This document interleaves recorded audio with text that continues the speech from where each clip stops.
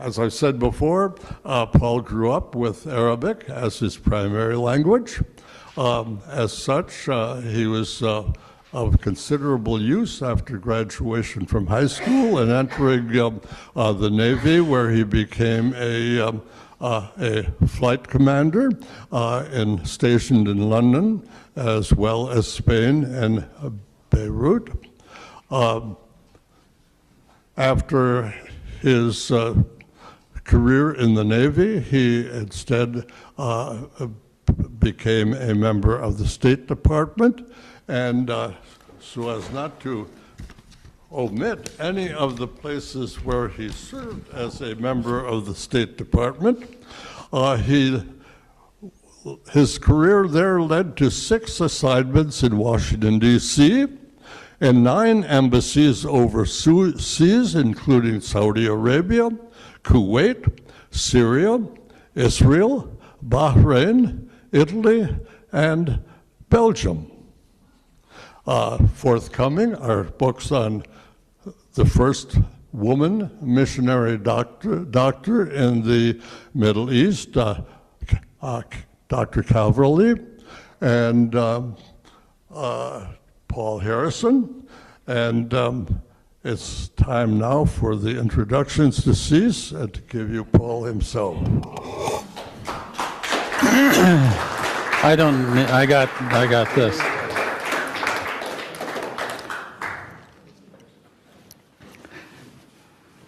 Well, good morning, everybody. I'm really glad to be here. The temperature's almost hitting 70 out there today, so that's pretty nice, huh? And so I'm happy to be here. And I'm going to open with a question. Why are we here? Well, why are we here in this room? Why are we here in the city of Holland? Why in church? And why on a Sunday morning? We could be in plenty of other places. We could be sleeping in or doing so many other things, but here we are.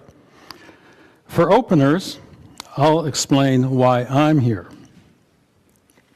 As a child, I remember my father talking about growing up in an enclave of Dutch immigrants in Minnesota.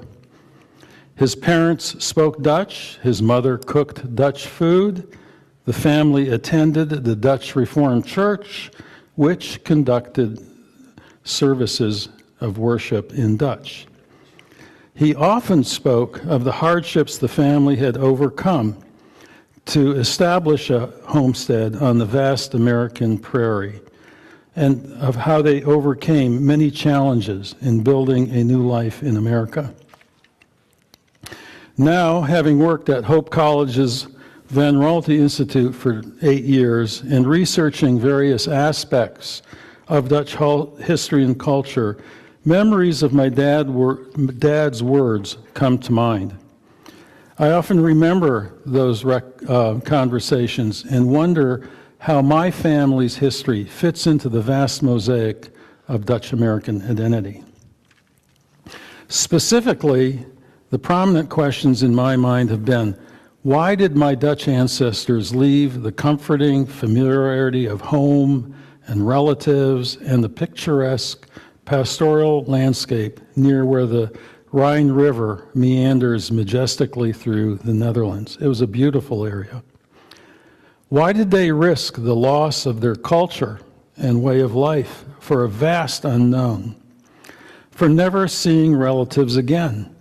For letting go of whatever small house, a farm, or the livestock that they owned? And finally, a critical question: how did they decide where to immigrate to? Seeking answers to these questions, my research has been a journey of discovery, affording broad insights into my ancestors and Dutch culture, and an even broader view, the American immigrant experience. You, like most of us in North America, are probably a descendant of someone who immigrated here in the last 200 years. At some point, I think you probably asked yourself, Why did they come? Why did they leave their homeland? After all, if they hadn't made this decision, we'd all be in the Netherlands talking about this, not here. My goal is to talk and address such questions in this talk. Beginning my quest, I researched why my great-great-grandparents decided to immigrate to America. And more generally, why did the Dutch leave their homeland? Potential Dutch immigrants sought a better life. They wanted to have their own land, which was very difficult in the Netherlands, where the oldest male got the land, the progenitor law that was in place. So if you weren't the oldest male in a family, you didn't have any land. Well, that was most of the people, unfortunately. They wanted to break out of a rigid class system. You were basically whatever class you were born into, that's what you stayed your whole life. They wanted to escape famine, and they wanted to provide better opportunities for their children. And last but not least in my list here, they wanted to have religious freedom. We hear about that a lot here. If you could switch the slide. Yes. So these are some of the reasons that they immigrated.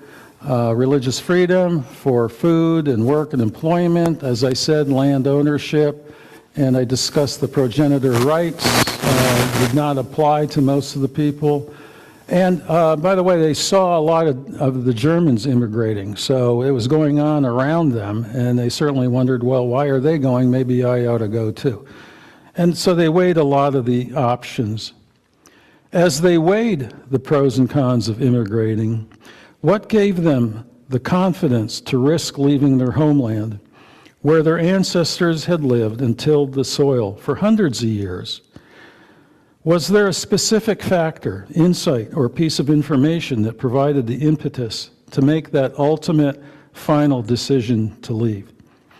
Specifically, as it pertains to my great-great-grandparents, Evert and Wilhelmina Huizenveld, I wondered why they elected to immigrate. Sailing from Amsterdam on the ship Alexander of Amsterdam in September of 1855, and then spending 48 days at sea, they finally docked in New York's harbor. Now, during that time, they were tossed about in the rough seas of the Atlantic and suffered from severe seasickness, homesickness, hunger, overcrowding, and even boredom. During that time, they must have questioned why did they make this choice to leave? I'm sure there were moments when they regretted that. It was a pretty tough crossing. If you could, the next picture, please. This is a sample of the ship that they were on, the Alexander of Amsterdam. And you can see on the middle deck there on the top picture, that's where all the immigrants were. There was no portholes, no fresh air coming in and out, certainly no heating or cooling. And the bottom picture is an overhead drawing of what that deck would have looked like. So again, the question, what impelled them to leave? Well, food and faith were the primary motives. Regarding faith, the impetus was driven by the Dutch government's tight control over how Christians were permitted to practice their faith. As a result of that, many people disagreed with the doctrines of the state-sponsored church during what's called the Afscheiding of 1834. And that means Afscheiding, and I'm not going to say that I'm pronouncing that correctly, but that's the best I can do. Afscheiding, right? Nella, was that better? Okay. Anyway, it means dividing or separation. So they elected to secede from the state-sponsored church and established a seceder church. And consequently, they suffered heavy-handed persecution. The seceders, as they were called, were fined, they were imprisoned, and forced to house soldiers in their homes. Eventually, they realized religious freedom could only be achieved by leaving the Netherlands. Lack of sufficient food, an equally compelling motive, became a national challenge in the mid-1840s when the potato blight devastated the primary staple of the lower classes. So we often hear about the potato blight in Ireland, but it was also throughout Europe and definitely in the Netherlands. And here's an interesting fact is that many of the lower classes ate potatoes 3 times a day. I don't know about you, but if I ate potatoes 3 times a day, I'd kind of lose interest in them.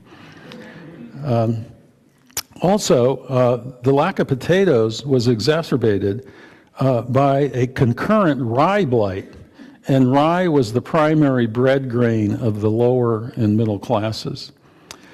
So the two blights in combination caused prices to rise, making it difficult for the lower classes to feed their families. Hunger was rampant, and as many as 50 to 60,000 people starved to death. So in my situation, all my ancestors would fit into the lower to middle classes, so they would have felt this. Yeah, I've searched very hard for some nobility in my family, and it's not there. Okay, so that's where I'm at. The next slide, please. This is a general view of the Netherlands, and my family comes from near Varsveld and Alten, those two there, which are right on the German border. And you can see that it goes right by the Rhine. It was probably a 2-hour walk or so to the Rhine. I'm sure they went to the Rhine to see what was going on. And there they would have seen quite a few people from Germany immigrating. And again, like, well, if they're immigrating, there must be some reason for that. Why are they immigrating? And then, maybe I want to join that group. As a result of these two factors, some Netherlanders immigrated in order to feed their families, and some for religious freedom, and probably some for both of those major reasons. Next slide, please. I show this because immigrating in those days must have just been so chaotic. There's no internet, there's no office to, go and find out when they're leaving and can buy a ticket, first class or second class with extra leg room and all that stuff. No, they didn't hardly know what was going on. And you can see some of the mayhem there. You can see them, the one person's carrying a mattress and so on. And they had to take everything with them. This is a little later, by the way, because on the ship there you can see a smokestack. So this must have been, I don't know, 1870, 1880. But it gives an idea of what it was like to immigrate at that time. There were, of course, other considerations that played into the decision to leave, as I've mentioned.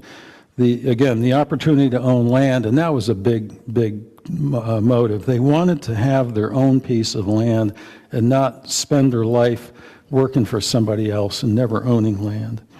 And they wanted to escape the rigid class structure that thwarted upward mobility. Really, you were born into your class and you stayed there. Of course, they wanted to flee the famines that were going on in addition to the lack of food and exacerbating that. And they wanted to educate their children. So those are some of the other major considerations. But nonetheless, the primary motives can be summed up for being faith and food. And how could they, and I'm talking about the general Dutch population, achieve these goals? What could they do? Due to time limitations, I'm going to focus on what it was that helped the Dutch individuals and people understand how to achieve these desires and what provided the confidence to make that final decision to immigrate. I'm going to repeat that because that's really a lot of what I'm talking about here and what was of great interest to me in my research. So to say it again, what provided the confidence to make that final decision to immigrate? I mean, what a tough decision. There's no return, no returning, never see your family members again, having to learn a new language, you don't know what the weather is like, I mean, all these things. Well, here's where I think what really helped them and what this talk is about, mainly. The next slide, please.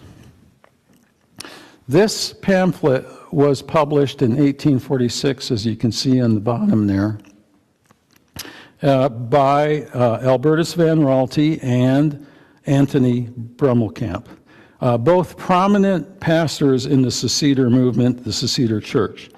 And they published a pamphlet addressing the economic straits and lack of religious freedom in the Netherlands and encouraged people to immigrate to North America. By the way, there had been a general encouragement to immigrate to the Far East, particularly Java and Indonesia, where the Netherlands had a colony of sorts.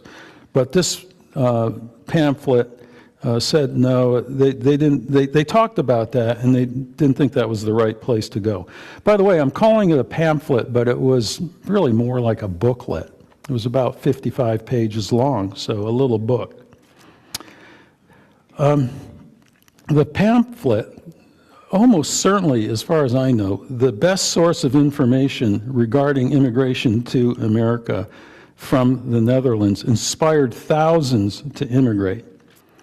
It was titled, Immigration, Why We Encourage Migration to North America. And it went through at least 4 editions, I think actually 5, but definitely 4. And each edition had, of course, multiple copies. I've tried to find out exactly how many that was, and I haven't been able to do that. I do know there were 4 and probably 5 editions.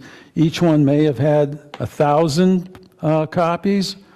I don't know, 2,000 or 3,000, 10,000. I can't find that out. But anyway, the fact that there were 4 editions, there must have been a lot of people that wanted to read this document. Thus, hundreds or even thousands of copies of the pamphlet were in circulation in the Netherlands. And it was written for the common folk, the poor, the middle class, so that everyone could read it. Beginning in 1846 when it was published, and you can see that at the bottom. And by the way, this is the 2nd edition, the Tweede Druk. And I believe it must have been the primary motive for the first 2 waves of Dutch immigration to North America. Thus, to understand the Dutch experience and Dutch identity in North America, I believe it is necessary to be familiar with this document. It had 4 parts. The next slide, please. 4 parts. The first part, the first section was called Words to the Netherlanders. And this was where Brummelkamp and Van Raalte encouraged people to immigrate to North America.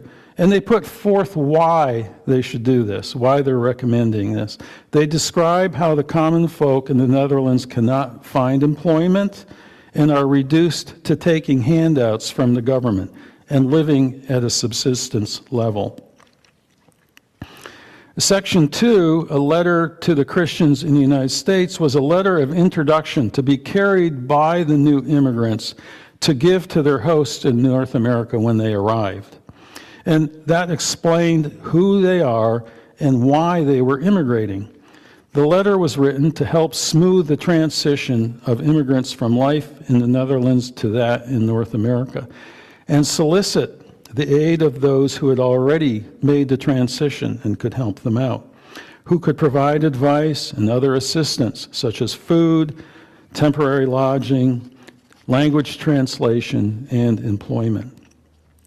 And it was particularly difficult arriving in New York because there were so many people there trying to cheat the new immigrants. They didn't know the exchange rate of money.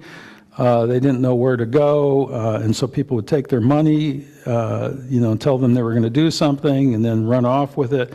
It was tough. So they wanted this letter to meet people there who could help them get through this process. Section 3 was a postscript, a brief recap of the document. It provided prospective immigrants a reassurance that this endeavor had been thought through carefully, and it was. It's 55 pages or so in the document telling them about the process, why to do this, how to do this, and so on. And it covered problems they would have and issues related to finance and property ownership so that the people would not be cheated. The fourth section, Letters from Immigrants to America, provides stories of life in the New World and affords a candid view and hope of what their future would look like in the United States, in North America. Let me say it, I'm trying to say North America rather than the United States or America. This also includes Canada.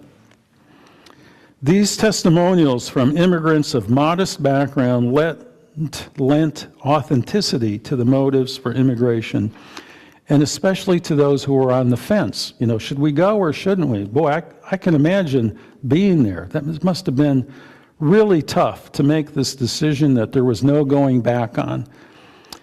So they were trying to decide whether or not to leave.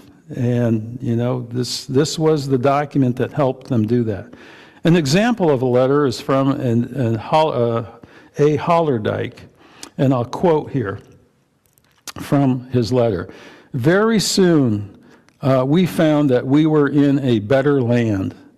Wages are higher and there are no taxes." That would have gotten me right away, okay? I mean, isn't that neat in the first sentence, So, I said it was faith and food. Well, maybe taxes got in there too.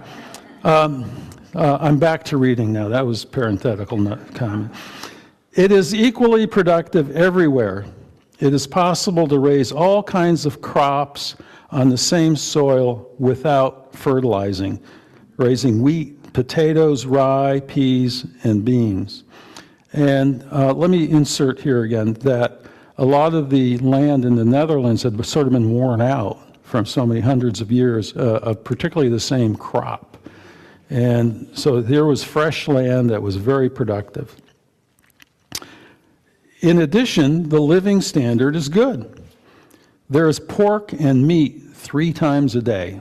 Wow. So that's a lot of protein, a lot of calories, a lot of the things that the human body needs for energy and to grow. Maybe that's why we Hollanders are so tall, possibly. Anyway, to continue, supplies are very cheap here. Wheat costs a little over 5 shillings for 5 spint.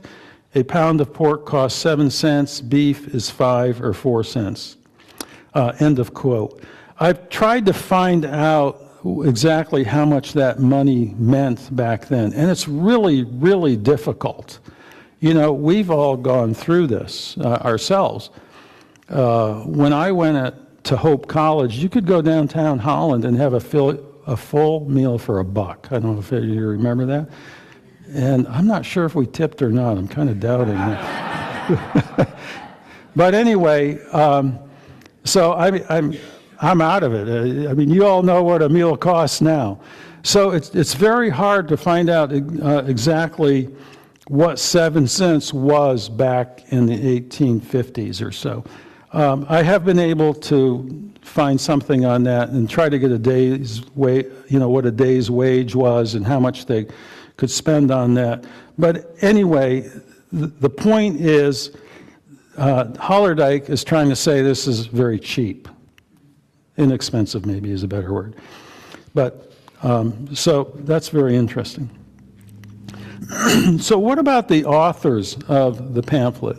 Next slide, please. Born in 1811, Anthony Brummelkamp attended the Athenaeum, which is like high school, what we would call high school, and later became close friends with Hendrik Scholte. Have you ever heard of Hendrik Scholte? He's the founder of Pella, Iowa. And Simon Van Velzen, anyone heard of that? So he's the very influential in the Grand Rapids Reformed Church, who were influential figures in the secessionist movement, and all three of them came to the States. Sorry, I should say North America again. After graduation from the University of Leiden, where he studied theology, he moved to Gelderland, which is, by the way, where my ancestors came from Alton and Varsveld.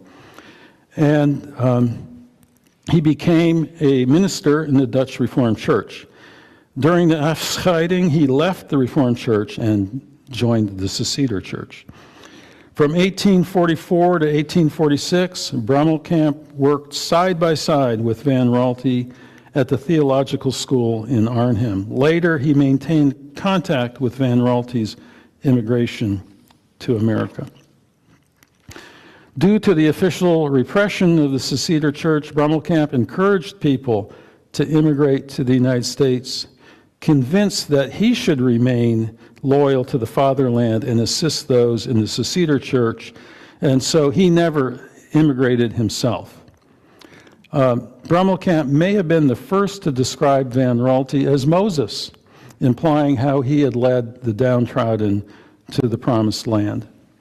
By the way, on that, neither Brummelkamp nor Van Raalte initially intended to immigrate themselves. They thought they were more effective in the Netherlands encouraging people to do so. And Brummelkamp, in the end, did not. Born in 1811, Albertus Van Raalte enrolled at the University of Leiden in 1829, and he majored in theology and graduated in 1835 and entered the ministry during a time of religious turbulence, as I've talked about. Van Raalte sought admittance after graduation admittance to and ordination in the mother church, the state-sponsored church, which was called the Hermorverde Kerk. However, during his examination for ordination, his strong beliefs were viewed as being in conflict with the state-sponsored church. And he was denied admission because he would not promise unconditional loyalty to the state-sponsored church. In 1836, he was accepted into the secessionist church. Van Raalte married Christina de Moon in 1836, and thus became a brother-in-law to Anthony Brummelkamp, who married Maria de Moon, and brother-in-law to Simon Van Velzen, who married Johanna de Moon. And these guys were all pretty closely connected. So they all married the Moon sisters. By the way, the Moons had money, and Van Raalte didn't have a whole lot of that. He had some, but I think the de Moons provided a lot of money for what would become this immigration. In 1844, pressured by his brother-in-law, Anthony Brummelkamp, Van Raalte moved to Arnhem, where he relocated his theological school. During their years in Arnhem, Van Raalte and Brummelkamp became acutely aware of the economic plight of the lower classes and came to believe that the only solution for these poor folks was to immigrate. There was simply no more hope for them in the Netherlands.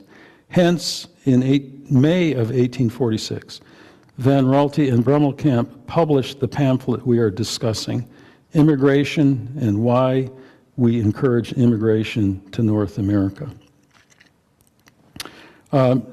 Interestingly, it's speculated that Van Raalte wrote most of that pamphlet. However, that speculation comes from Van Raalte's son, who might have been a bit biased. When the pamphlet was published, neither Van Raalte nor Brummelkamp were contemplating immigrating themselves, as I have said.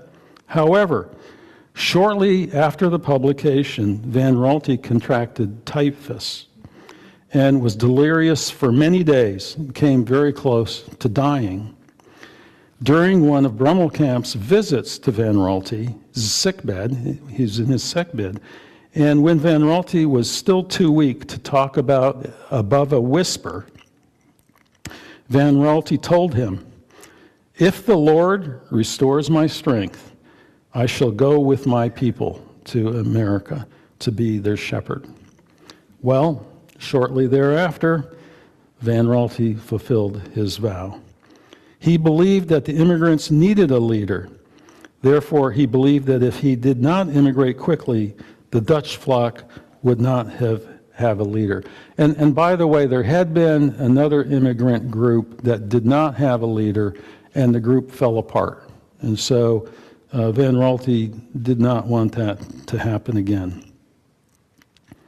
So what about the impact? Well, the impact of Brummelkamp and Van Raalte's pamphlet, I believe, was profound, and I have a lot of data to back that up. It likely inspired thousands, maybe tens of thousands, of Dutch citizens to immigrate to North America, and it also provided a worldview and cultural framework for the new Dutch who settled in North America and established communities of Dutch heritage and Netherlandic sensitivities. And we here are in one of those. Perhaps the best, I don't know. Is that biased? But anyway, we're here. There were 5 distinct waves of immigration from the Netherlands to North America. Brummelkamp and Van Raalte's pamphlet inspired the first 2 waves of those immigrants. The first wave occurring between 1845 and 1857, that's when my ancestors, Evert and Wilhelmina, immigrated, and the second wave occurred in between 1865 and 1873. An interesting note on that, by the way, on the timeline here, it's really fascinating to me. They published the pamphlet in 1846, probably in the spring. And then Van Raalte had, probably late spring, the incident with typhus during the summer. And by September, he's gone with his group. I mean, this went really fast from publication of the document to Van Raalte leaving with his group. It was just a few months. So things moved fast. Robert Swearinga, a colleague of mine at the Van Raalte Institute, researched and prepared a detailed map of Dutch immigration to North America, providing data regarding where the immigrants originated from within the Netherlands and the number of immigrant households from the individual provinces. And note that I said households. So if you could put the next one up. So under each of the province names, the numbers, those are households. And a household is probably, I don't know, maybe 6 per household. So you have to multiply those by 6 to get the exact numbers. And you can see from Gelderland, where my ancestors came from, that really led the group. Most of the people did come from Gelderland. And the last time I gave this talk, somebody came up to me and said, you didn't say anything about Friesland, so I'm going to say something about Friesland. To satisfy that, okay? I take positive, feedback. If it's negative, that's okay too, but be a little gentle. Anyway, so I'm going to mention Friesland. It's way up there at the north. They're a little bit different. They have a different language and so on. But they're very important, don't get me wrong, okay? So this is, again, these are households, as I state there. So you have to multiply those numbers. The first 2 immigrant waves that I've talked about setting the tone and culture for the Dutch American experience and future cultural expression in the new world. Thus, the impact of Brummelkamp and Van Raalte's pamphlet and leadership has been, and still is, significant and widespread in North American communities of Dutch heritage, as well as, to a lesser degree, I think, being evident in the general population. Of note, the pamphlet, besides being the driving force for the first two immigrant waves, also became the foundation on which many Dutch communities in North America were established and organized. I mean, obviously Van Raalte had a lot to do with the land and investments and so on here in Holland, Michigan. So we still bear much of that can be attributed to him. The motivations of the third, fourth, and fifth waves of Dutch immigrants were different from the first two and are beyond the scope of my talk. I want to go back to the crossing of the Atlantic. That's just something that really hit me because I was a Navy officer for 9 years, so I've spent a lot of time at sea, and I know what that's like. Again, that's something I researched. One of the ships I was on in the U.S. Navy was the USS Davis. It's a destroyer. It's 420 feet long, weighs 4,000 tons. It is 12 times the size of the Alexander of Amsterdam that my ancestors immigrated on. That's a lot bigger, 12 times. And the USS Davis was known for being uncomfortable. It was a little bit more than uncomfortable when crossing the Atlantic. I lost many a meal on that ship, and crossing the North Atlantic in a destroyer is tough. You want to be on a bigger ship. It is almost beyond my belief crossing on what the ship they did. So next slide, please. Here again is the ship they went on. To point out a few things, they spent most of their time on that middle deck where the dump bunks are that I show. The crew was in the front part. You can see on the bottom one I have the crew's quarters. And then the rest of it was for them. There's for the immigrants, there's no portholes. There's no air conditioning, no heating, nothing of that sort. And in bad weather, they all had to stay down there. Now, one thing that I noticed, I think we're of this age, there was only one toilet for them. Okay? Can you imagine? The other toilet was the captain's toilet. So these 60 people shared one toilet. That would be tough, I think. The sailing ships, propelled solely by nature's capricious winds, lent great uncertainty regarding speed and that could be achieved en route. The fickle winds might be from the wrong direction or not present at all. Depending on the winds, the journey could take from 6 to 12 weeks. So there wasn't much predictability there. And during those long weeks, the ship was mercilessly tossed about in the North Atlantic's renowned tempestuous waters. During the all too common storms and gales, the immigrants were often wondering if the end was at hand. I've wondered that on a destroyer sometimes.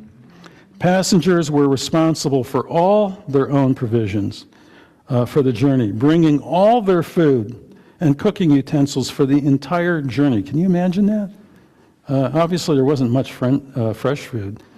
The ship provided a cooking stove. You can see it in that little on the top there where it says kitchen. And limited supply of fresh water. There was no running water. Next slide, please. So this is what it looks like below decks. There was a common table where people ate, and then families lived in these little areas here, I don't know, like 6 feet wide and maybe 10 feet long, and you could have a whole family in there. Life below decks, where passengers slept and spent the majority of time, was cramped, musty, dark, lacking heat, and intensely odoriferous. You can only imagine. There was no privacy. Individuals must have contested their area constantly. I can relate to that because as a missionary child, and by the way, I was a missionary kid, during our younger years, we would travel by ship before airplane travel really became common. And so we would go between Arabia and India on these on ships. And the poor people from India, they would only get a place on the deck. That was it. You know, so if it's rain, you're wet. There's no place to go. If a wave comes over the railing, you take it. And so I saw this firsthand. And believe me, there was arguments as to where the line between them was, between them and the next family. So I can relate to this viscerally. I saw this. It can get some strong emotions at times. So I can only imagine, you know, like, hey, it's our turn at the table. Hey, you know, you cooked too much or cooked it too much, it's burnt or whatever. Anyway, individual areas must have been contested constantly, and as I said, I can relate to that. One toilet was shared by up to 60 passengers. In the packed close quarters, germs could spread with abandon. You can imagine that. Sickness, disease, and death were common. Accommodations, lighting, heating, cooking, food, toilets, and fresh water were limited. Ship's routine during the long crossing could become the same every day, monotonous and boring. Think about 12 weeks in there, as the immigrants were anxious to arrive at port and debark on their new land. So I have one more picture like this. By the way, it was really hard to find any pictures like this, but I think this might have been what it was like. Oh, and by the way, the lighting down there, there's no electricity, obviously, and you know, you're on a wooden ship, so, you know, lighting with a lamp and a lantern, you know, it might be something you think twice about. I actually don't know how they lit it down there. It must have been dark all the time. Next one, please. Now, things did change, so this is how they came across in the mid-50s. This would have been after World War II, and this is an immigrant ship arriving from Europe at that time. So that was a bit different by the time they reached that. On the brighter side, there was a sense of adventure, an invigorating sense of hope for a new life in a new world. And sometimes on special occasions, there was dancing, a birth, or even a wedding. That happened. Van Ralte's immigrant group of 53 people had 53 people, but lost 3 en route during the crossing. Thus, only 50 people by the time he reached West Michigan. Hendrik Scholte's immigration group followed Van Ralte's lead and departed the Netherlands in 1847. 1/6 of his future colony died en route and would not arrive at the destination in what became Pella, Iowa. I don't know, if you were looking to travel at that time and you asked about the previous one and somebody said, well, you know, 1/6 of you aren't going to make it. Sorry about the laugh, but, you know, that would be a little daunting, you know. So Van Ralte's legacy. Van Ralte dedicated his life to establishing a Dutch colony in North America. In that endeavor, it's likely he contributed more to Dutch immigration to North America than any other person. In addition to writing the pamphlet we've been discussing, he established America's largest Dutch community in Holland, Michigan. He played a prominent role in the Reformed Church in America and helped formulate how Dutch identity would manifest itself in North America. Next slide, please. So I assume you've all seen this in Centennial Park, but this is a dedication sculpture dedicated to the founder of our town here. Next slide, please. And this is where the Dutch are in North America now. The dark areas are enclaves of Dutch. In addition to the statue of Van Ralte, that stands in Holland Centennial Park. His most visible legacy may be the church here in Holland, Pillar Church, which stands as a reminder of and tribute to Van Ralte's formative role as pioneer preacher and founder of Holland, Michigan, as well as his contribution to the early development of the Dutch Reformed communities in North America, as he had envisioned in his and Brummelkamp's pamphlet of 1846. Due to its importance to Dutch history and identity, I have published through the Van Raalte Institute the pamphlet for the first time in an English translation. It's an important document, perhaps the prominent document that encouraged Dutch immigration to North America, and thus is pivotal to understanding Dutch American identity. So this is the book. It has both the original Dutch version and an English version, and adds a lot of text about it and so on, and all the view graphs that I've shown here. So that's available through Amazon or Reader's World or the bookstore at Hope College. Last November, the Van Raalte Institute published this English translation of the pamphlet. It now includes an extensive commentary and annotations on the pamphlet, including pictures, footnotes, a bibliography, and an index. Thus, for the first time, the document has been published in English and available to a wide audience. If you could, next picture.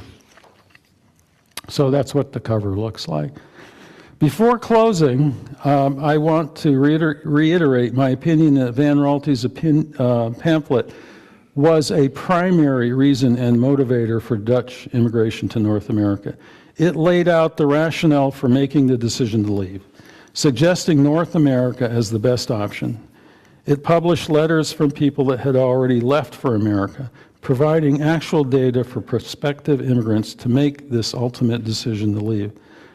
I also think the pamphlet played a significant role in molding the character of Dutch American identity. Finally, I want to give credit to John Verbrugge, who translated the document in 1978.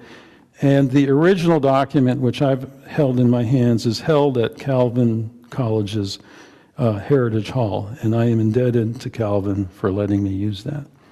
So one final note is much of my interest comes from the fact that my great-great-grandmother Wilhelmina, her sister Jana, was married to Reverend Dirk Broekelaar, who was a student of Brummelkamp. So this is kind of close to my family, and I can relate to that. And so she, I also credit the Pennings side of the family with the missionary experience I have had. That can be a talk another time. Thank you very much for listening, and any questions? Okay.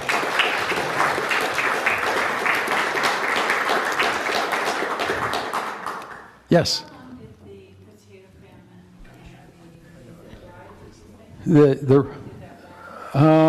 Wow. Somebody have an answer to that?